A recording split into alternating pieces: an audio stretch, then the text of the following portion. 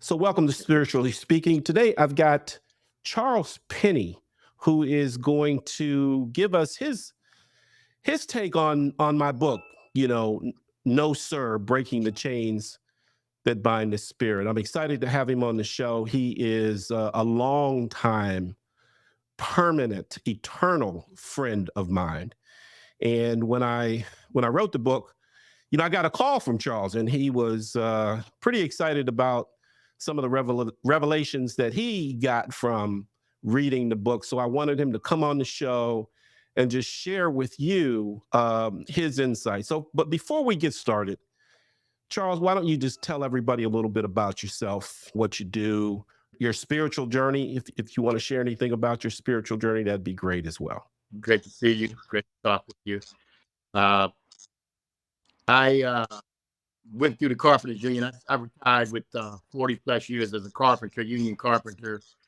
Early on, I started reading on African spirituality. I've been doing that for a long time. And so, uh, and what I learned is the more I read, the more you don't know.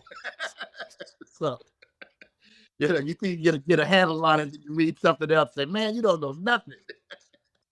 And but anyway, it's kind of kept me sane by knowing that, hey, it's okay not to know it all. You just got to keep on reading, learning, listening.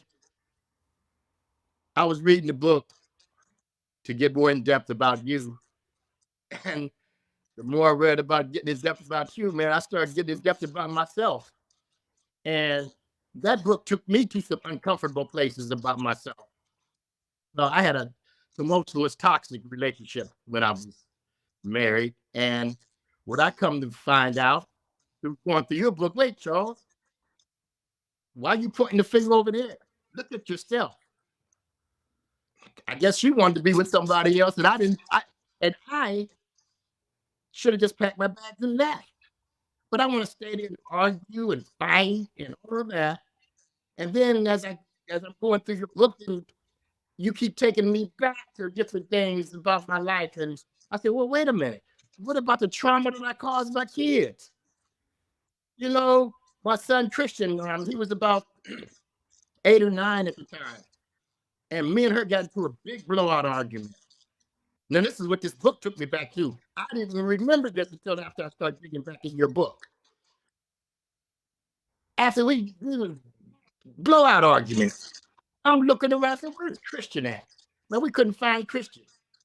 He was in the bathroom with the door closed, sitting in the tub, dry tub. In other words, he didn't want to hear that crap. The book that you wrote, if a person reads it from the beginning to the end, they don't look back at themselves. It was hurtful, man, for me to look back at some of the things I had to look back at that I didn't see before. I always look back, oh yeah, that's such and such, such and such, such and such. But I didn't never go in depth. But your book had you go in depth. It took me to some uncomfortable places, but the uncomfortable places it took me to help me start better trying to identify the present for me.